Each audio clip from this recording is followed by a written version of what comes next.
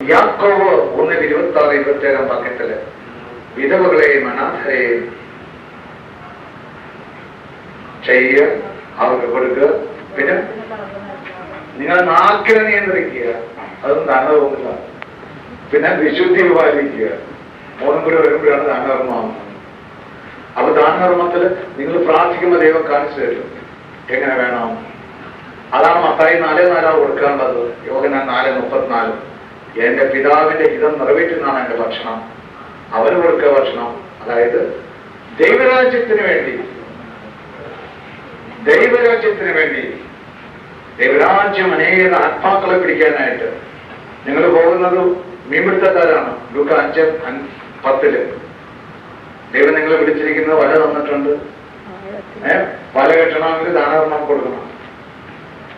വല ശരിയാക്കി എടുക്കണോ? കെട്ടുപൊട്ടി ശരിയാക്കണോ? വേണം. വള്ളം വേണോ? വേണം. പോകേണ്ട സ്ഥലത്ത് കൊണ്ട് ഇടാൻ വേണോ?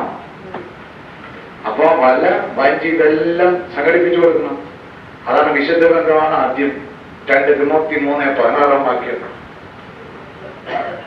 ദൈവ വചനങ്ങൾ എല്ലാം ദൈവനിവേശിതമാണ്.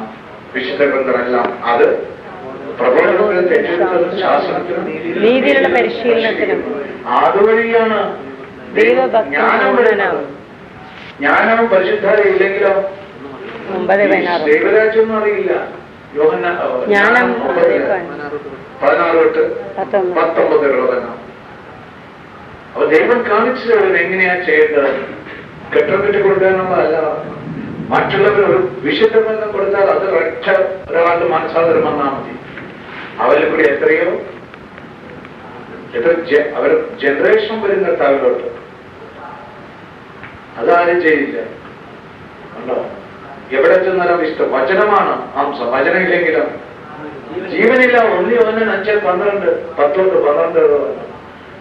വചനം ഇല്ലെങ്കിൽ ജീവനില്ല. പിന്നെ തലയെപ്പറ്റി കൊണ്ടു നടക്കാം.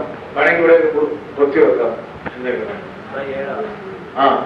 ആവശ്യമില്ലാത്ത വചനം ഉണ്ടെങ്കിൽ നിങ്ങൾക്ക് കൊടുക്കാൻ സാധിക്കും. അല്ലെങ്കിലും അതുകൊണ്ട് വചനം ഉണ്ടെങ്കിൽ ഈശ്വരൻ ഉണ്ടാവുള്ളൂ. വചനം മാംസമായി നമ്മൾ വെക്കണം. അത് വിശുദ്ധ ബന്ധത്തിലൂടെ സാധിക്കുമല്ലോ. അല്ലെങ്കിൽ ബുദ്ധിയിലായിരിക്കും ദൈവരാജ്യം കാണുന്നത്. നിങ്ങൾക്ക് വായിക്കാം, അനേക പുസ്തകങ്ങൾ വായിച്ചു കൂട്ടാം. അതുകൊണ്ടാണ് വിശുദ്ധ പൗലോസ് 1 തിമോത്തി 6:20-21 വിജ്ഞാനാഭാസം വരുമ്പോ വിശ്വാസത്തിൽ നിന്ന് വ്യതിചരിക്കുന്നെന്ന് പറയുന്നത്. ഫിലോസഫി വരുമ്പോ കൊളോസസ് 2:8 വിശ്വാസത്തിൽ നിന്ന് വ്യതിചരിക്കുന്നു. മാലാഖമാരെ ആരാധിച്ചാലോ കൊളോസസ് 2:17-23 വിശ്വാസത്തിൽ നിന്ന് വ്യതിചരിച്ചു പോകുന്നു. അവിടെ പിശാചാ പിന്നെ പ്രവർത്തിക്കുന്നത്. വിശ്വാസം എന്ന് പറഞ്ഞൊരു പളുങ്ക് മാത്രമാണ്. 2 കൊരിന്ത്യർ 4:7 അത് പെട്ടെന്ന് വെട്ടിപ്പോകും. അത് വിശുദ്ധ പത്രോസിനെയും പൗലോസിനെയും എല്ലാം മറക്കാനാണ് പലരും വന്നിരിക്കുന്നത്. അവരെ കളഞ്ഞാലോ എല്ലാം പോയി. വിശുദ്ധ പത്രോസും പൗലോസും യോഹന്നാനും ഇല്ലെങ്കിൽ അത് പോയിട്ട് വേണ്ടാത്ത പ്രജാപതിയും അതിലേക്ക് വരണം. കണ്ടോ? പത്രോസും പൗലോസുമാണ്. അതിനാണ് പത്രോസിന്റെ അഗാധ ദൈവീയ ജ്ഞാനം. റോമ 11:33-34 ദൈവത്തിന്റെ അഗാധ ജ്ഞാനം. 11 റോമ 11 പത്രോസിന്റെ വിശ്വാസം 2 പത്രോസ് 1:1-14 വേണം. അതേ പാതയിൽ കൂടി നാം പോണം.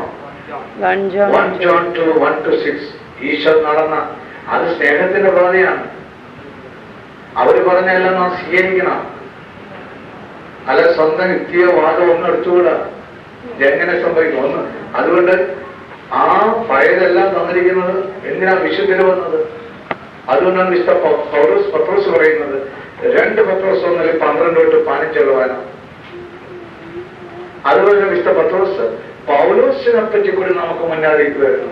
കാര്യം പൗലോസിന്റെ ലേഖനങ്ങൾ വായിക്കുന്ന അറിവില്ലാത്തവനും ചാഞ്ചല ഹൃദയനും വളച്ചൊടിക്കും. ആത്മാവിൽ വരാത്തവനും അവന്റെ നാശത്തിനായി വളച്ചൊടിക്കും. ഒന്ന് വളച്ചാൽ മതി, എല്ലാം വളയും. അതുകൊണ്ടാണ് വിശുദ്ധ പത്രോസ് പറയുന്നത് 2 പത്രോസ് 1:20-21 വാക്യവും വിശുദ്ധ ഗീതങ്ങളൊന്നും വ്യാഖ്യാനത്തിനുള്ളതല്ല, അത് ദൈവനിവേശനമാണ്. ദൈവത്തിന്റെ ആത്മാവിൽ മനുഷ്യൻ സംസാരിച്ചവയാണ്. അതുകൊണ്ടാണ് 2 പത്രോസ് 3 14 തൊട്ട് 18 വരെ ബ്രാക്കറ്റ് ഇട്ട് വെച്ചത്. അതുകൊണ്ടാണ് ഈ പല വിഭാഗങ്ങളെല്ലാം തർക്കിക്കാനും പിടിക്കാനൊക്കെ നടക്കുന്നത്. ഈശോന്റെ വചനം വെച്ച് മറ്റത് ഈശോന്റെ വചനം സ്വീകരിക്കും ഹൃദയത്തിൽ. ചിലർ വിചാരിക്കും പ്രബോധകരാകാനായിട്ട് ആഗ്രഹിക്കും. 1 തിമോത്തി 1:6-7 അവർക്ക് കൂടുതൽ കടുത്ത ശിക്ഷ വിധിക്കുന്നത് 3:1. ഇതെല്ലാം അറിയണമെങ്കിൽ നമുക്കെന്ത് വേണം? നാം ബുദ്ധിയുണ്ട്. ബുദ്ധിയുണ്ടോ കാണണം. 1 Corinthians 12:10. ഞാൻ ആദ്യം വന്നപ്പോ പറഞ്ഞു വരുന്നതാണ് ഇവിടെ. എന്തുകൊണ്ടാണെന്ന് അറിയാം, അതില്ലെങ്കിൽ മറ്റൊക്കെ പോകും. ബുദ്ധിയിൽ വചനം ബുദ്ധിയിൽ വ്യാഖ്യാനം പോകും. നിങ്ങൾ ആത്മാവിൽ വരണം. ആത്മാവിൽ വന്ന് ആത്മാവിൽ ജീവിച്ച് ആത്മാവിൽ പ്രോസസ് 1:29 പ്രകാരം ശക്തിയോടെ ആദ്യം കൃപയിൽ വരണം. കൃപ ആരാണെന്നറിയാമല്ലോ, അതിന്റെ വചനങ്ങളുണ്ടാകണം. യോഹന്നാൻ 1:14 തൊട്ട് 17 വരെ. കൃപയിൽ സത്യം ആരാണ്? സത്യമാരാണ്. വചനം യോഹന്നാൻ 17:17 വചനം സത്യമാണോ ഇല്ലയോ? 14:6 വചനം വിശ്വസിക്കാമോ? വിശ്വസിക്കാം. കണ്ടോ? വെളിപാട് 21 1-8 വരെ വചനം. അതിൽ 6 വെളിപാട് 21:6 വചനം വിശ്വാസയോഗ്യമാണ്. 1 തിമോത്തി 1:9 വചനം വിശ്വാസയോഗ്യമാണ്. വചനം വഞ്ചിക്കുമോ? ഇല്ല. റോമ 9:6 അവസാനം വരെ വചനം നിൽക്കുമോ? ആകാശം ഭൂമി കടന്നു പോവും, എന്റെ വചനം മാർക്കോസ് 13:31. കുറെ വചനങ്ങൾക്ക് ഇങ്ങനെ പറയണം. നിങ്ങളും പറയണം. ഞാൻ പറയുന്നത് കേട്ടു പറയണം കേട്ടോ.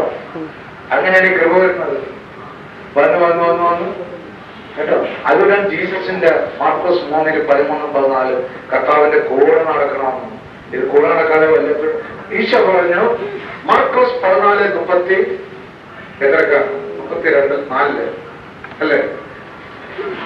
എന്താ പറഞ്ഞു? 32-34 വായിച്ചു. അവർ ഗത്സമനി എന്ന് വിളിക്കപ്പെടുന്ന സ്ഥലത്തെത്തി. അവൻ ശിഷ്യന്മാരോട് പറഞ്ഞു, ഞാൻ പ്രാർത്ഥിക്കുമ്പോൾ നിങ്ങൾ ഇവിടെ ഇരിക്കുവിൻ.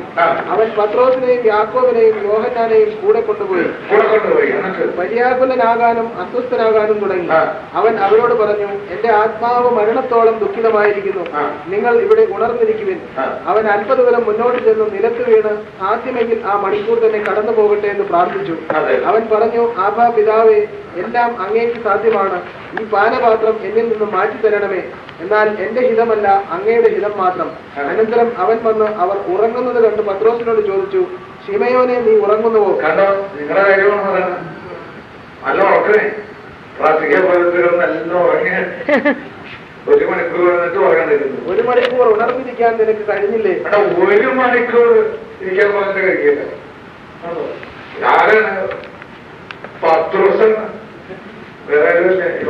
പ്രലോഭനത്തിൽ അകപ്പെടാതിരിക്കാൻ ഉണർന്നിരുന്ന് പ്രാർത്ഥിക്കുവിൻ. കണ്ടോ, ആത്മാവ് പ്രലോഭനത്തില് അകപ്പെടാതിരിക്കാൻ ഈശോ പറഞ്ഞ. അല്ലെങ്കിൽ ഉറങ്ങുമ്പോ മറ്റോ വരും. 1 പത്രോസ് 5:8 ആലർന്ന് അവൻ വന്ന് വിഴുന്നു ഉറങ്ങിയായിരുന്നത്. 1 മണിക്കൂറൊക്കെ എടുത്ത് കഴിയാതെ കേട്ടോ ഉറക്കം. 3 നേരം കൂടി കൂർക്കം വലിക്കുന്നുണ്ട്. ഈശോനെ കണ്ടപ്പോ ചാടി എന്നിട്ട് കണ്ണെടുത്തിട്ട് ഞാനൊന്നും അറിഞ്ഞിട്ടില്ലേ? രാമരാമല്ലേ? ആത്മാവ് സന്നദ്ധമെങ്കിലും ശരീരം ബലഹീനമാണ്. ആത്മാവ് സന്നദ്ധമെങ്കിലും ശരീരം ബലഹീനമാണ്. അവൻ വീണ്ടും പോയി അതേ വചനം പറഞ്ഞ് പ്രാർത്ഥിച്ചു. പിന്നെ തിരിച്ചു വന്നപ്പോൾ അവർ ഉറങ്ങുന്നതാണ് കണ്ടത്. പിന്നെ അവരുടെ കണ്ണുകൾ നിദ്രാഭാരമുള്ളവയായിരുന്നു. കണ്ണുകള് കർത്താവിന്റെ കൂടെ വന്നിട്ട് ഇതെല്ലാം കണ്ടുകൊണ്ട് കണ്ണ് ഭയങ്കര ഉള്ളു. അപ്പൊ എന്താ എന്ത് ചെയ്തിട്ടുണ്ട്? നല്ലോണം കർത്താവിന്റെ കൂടെ നടക്കുമ്പോൾ ഇഷ്ടം പോലെ തേച്ച് കിട്ടും. നിങ്ങൾ ആരെങ്കിലും എന്റെ കൂടെ വന്നോ? ഒരാഴ്ചയോട് നിങ്ങളൊക്കെ വയറന്മാരാവും. എന്തുകൊണ്ടാണ്? ഒന്ന് വന്നോ നോക്ക്, കാണാൻ നമുക്ക് കേട്ടോ. കോഴി എത്രയാണ്? കൊണ്ടുവരുന്നത്. ഇന്ന് തന്നെ LSS അതിനെന്തൊരു സങ്കടം തിന്നില്ലെന്നും പറഞ്ഞു. കരച്ചില്ല. കട്ട്ലറ്റ് എന്തൊക്കെയാണ് ഉണ്ടാക്കണം അതിനകത്ത്? ഉച്ചയ്ക്ക് വാങ്ങിയ ഫിഷ്മോളി ഉണ്ടാക്കി കാത്തിരിക്കാം. ഫിഷ്മോളി ഉണ്ടാക്കി, റോസ്റ്റ് ഉണ്ടാക്കി, കട്ട്ലറ്റ് ഉണ്ടാക്കി തിന്നാഞ്ഞിട്ട് കരയണമായിരിക്കും ഇല്ലേ? ഇതുപോലെ ഓരോ വീടുകളിലും കയറി നടന്നാലോ? അതുകൊണ്ട് ഇതൊന്നും ഈശോ പറഞ്ഞ വീടുകളും കെട്ടിടക്കട്ടോ കണ്ടോ? എവിടെയൊക്കെ ഉണ്ടത്? ഇത് ലൂക്ക 10 1 12 വരെ വനം പാലിച്ചില്ലെങ്കിൽ തട്ട് കഴിച്ചത്. 1-12 ഇതാരും പറയില്ല. ലൂക്ക 10 1-12 വരെ. അതുമല്ല മത്തായി 10 1-14 വരെ വന്നോ. ലൂക്ക 9 1-6 വരെ വന്നോ. മാർക്കോസ് 7 6-13 വന്നോ. കർത്താവിനെ കൊടുക്കാൻ പോകുന്നത് അത് പാലിച്ചിരിക്കുന്ന അക്ഷരം പ്രതി, അല്ലെങ്കിൽ നീ ഇവാഞ്ചലിസ്റ്റ് അല്ല. കണ്ടോ? അതുകൊണ്ടാണ് 2 തിമോത്തി 4 1-5 വചനം വിശുദ്ധ പൗലോസ് പറയുന്നത് ഒരു സുവിശേഷകന് എന്താ വേണ്ടതെന്ന് പോകുന്ന കർത്താവിന് അത് പാലിച്ചിരിക്കണമെന്ന്. വായിച്ചത്. അനന്തരം കർത്താവ് 72 പേരെ തിരഞ്ഞെടുത്ത് താൻ പോകാനിരുന്ന എല്ലാ പട്ടണങ്ങളിലേക്കും നാട്ടിൻപുറങ്ങളിലേക്കും 2 പേരായി അവരെ തനിക്ക് മുൻപേ അയച്ചു. അതെ, അപ്പൊ ഈശോ അയച്ച 2 പേരാണ്. അപ്പൊ പിന്നെ ആരാ പോയത്? സാധാരണക്കാരാണ് 72 പേരെ വിളിച്ചിട്ട് ഈശോ വിട്ടത്. കണ്ടോ? അവര് വിശ്വാസികള്, കൃപ കിട്ടിയവര്. അവൻ അവരോട് പറഞ്ഞു, കൊയ്ത്ത് വളരെ, വേലക്കാരോ ചുരുക്കം. അതിനാൽ കൊയ്ത്തിന് വേലക്കാരെ അയക്കാൻ കൊയ്ത്തിന്റെ നാഥനോട് നിങ്ങൾ പ്രാർത്ഥിക്കുക. ഇപ്പോഴും കൊയ്ത്ത് ഇഷ്ടംപോലെ ഉണ്ട്. നിങ്ങളാരും വേലക്കാരാണില്ല. കണ്ടോ? കഴിയ വേലക്കാരെ, മടിയന്മാരെ, കിട്ടുന്ന വേലക്കാര് മടിയന്മാര്. കേട്ടോ? ഫിലിപ്പ് 2:21 എല്ലാം സ്വന്തം ശരിയുടെ കാര്യം നോക്കാൻ ആരും വരവനൊക്കെ സ്വന്തം കാര്യത്തിന് പോകും. ഒന്ന് വിളിച്ചാൽ എനിക്ക് സൗകര്യമില്ല, ഞാൻ ഇപ്പൊ കല്യാണം ഉണ്ടെന്ന ആളാ, അത് കഴിഞ്ഞിട്ട് എവിടെ വരണം?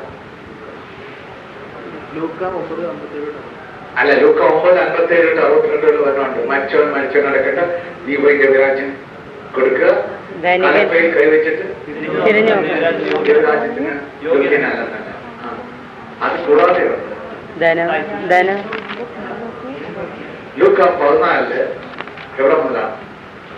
15-21 വാനത്തില് ചിലര് പറഞ്ഞെനിക്ക് അവൻ അവനോട് ഭക്ഷണത്തിരുന്നവരിൽ ഒരുവൻ ഇത് കേട്ടിട്ട് അവനോട് പറഞ്ഞു, ദൈവരാജ്യത്തിൽ അപ്പം ഭക്ഷിക്കുന്നവൻ ഭാഗ്യവാൻ. അപ്പോൾ യേശു അവനോട് പറഞ്ഞു, ഒരുവൻ ഒരിക്കലും ഒരു വലിയ സദ്യ ഒരുക്കി വളരെ പേരെ ക്ഷണിക്കുകയും ചെയ്തു. ഒക്കെ വിളിക്കുന്നത് നല്ല പരിപാടിയുണ്ട്, നല്ല കൊയ്ത്താണ്, കുറെ നമുക്ക് മനസ്സാന്തരപ്പെടുത്തിയെടുക്കാം, എല്ലാത്തിനും വിളിക്കുന്ന ഈ നമ്മുടെ ഈ ഗ്രൂപ്പിൽ. അപ്പോ സദ്യക്ക് സമയമായപ്പോൾ അവൻ ദാസനെ അയച്ചു ക്ഷണിക്കപ്പെട്ടവരെ അറിയിച്ചു, അതെ, വരുവിനെല്ലാം തയ്യാറായിരിക്കുന്നു. കൊയ്ക്കുന്ന സമയമായി എന്റെ പ്രാർത്ഥന നമുക്ക് പോകാം. അപ്പൊ എന്നാൽ അവരെല്ലാവരും ഒന്നുപോലെ ഒഴിവ് കഴിവ് പറയാൻ തുടങ്ങി. എല്ലാവരും ഒരാൾ പറഞ്ഞെങ്കിൽ ക്ലബിൽ പോകണം. ഒന്നാമൻ പറഞ്ഞു, ഞാനൊരു വയൽ വാങ്ങി പുതിയൊരു എസ്റ്റേറ്റ് മേടിച്ച് പോയി കാണേണ്ടിയിരിക്കുന്നു. അവിടെ പോയി കാണണം. കാക്കനാട്ടില് എന്നെ ഒഴിവാക്കണമെന്ന് ഞാൻ അപേക്ഷിക്കുന്നു. എന്നെ ഒന്ന് ഒഴിവാക്കിയേക്ക്, എനിക്ക് അവിടെ പോയിരിക്കുക, അത് പറ്റിയല്ല.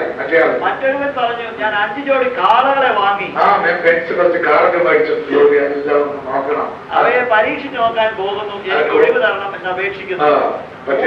മൂന്നാമതൊരുവൻ പറഞ്ഞു, എന്റെ വിവാഹം കഴിഞ്ഞതേ ഉള്ളൂ, ചിക്കൻ പോണം, അതിനാൽ എനിക്ക് വരാൻ നിവൃത്തിയില്ല. പിന്നെ ആരെ കിട്ടും? ആ ദാസൻ തിരിച്ചു വന്ന് യജമാനെ വിവരം ധരിപ്പിച്ചു. ഗൃഹനാഥൻ കോപിച്ച് ദാസരോട് പറഞ്ഞു, വേഗം പട്ടണത്തിന്റെ തെരുവുകളിലും ഊടുവഴികളിലും ചെന്ന് ദരിദ്രരെയും വികലാംഗരെയും കുരുടരെയും മുടന്തരെയും ഇവിടെ കൂട്ടിക്കൊണ്ടുവരിക. അനന്തരം ആ ദാസൻ പറഞ്ഞു, യജമാനെ നീ കൽപ്പിച്ചതുപോലെ ഞാൻ ചെയ്തു, ഇനിയും സ്ഥലമുണ്ട്. യജമാനൻ ദാസനോട് പറഞ്ഞു, നീ പെരുവഴിയിലും ഇടവഴികളിലും ചെന്ന് എന്റെ വീട് നിറയുവോളം ആളുകൾ അകത്തേക്ക് വരുവാൻ നിർബന്ധിക്കുക. എന്നാൽ ക്ഷണിക്കപ്പെട്ടവരിൽ ഒരുവനും എന്റെ വിരുന്ന് ആസ്വദിക്കുകയില്ല എന്ന് ഞാൻ നിങ്ങളോട് പറയുന്നു. കണ്ടോ? മറ്റവരൊക്കെ വരുന്നത് കള്ളും കുടിച്ച് ഒക്കെ നടക്കുന്നവരൊക്കെ മാനസാന്തരപ്പെട്ട് അനുകേട്ടാനോ പറയാനോ മറ്റവരൊക്കെ ഒക്കെ പോയി. ഇതാണ് കർത്താവിന്റെ രാജ്യം എന്ന് പറയുന്നത്. അതുകൊണ്ടാണ് അവസാനം വരെ നിൽക്കണം എന്ന് പറയുന്നത്. മാർക്കോസ് 13:13. അതുപോലെ എബ്രായർ 3:14 വാക്യത്തില് ആദ്യമുണ്ടായ വിശ്വാസം അവസാനം വരെ നിങ്ങൾ ഉണ്ടാകണം.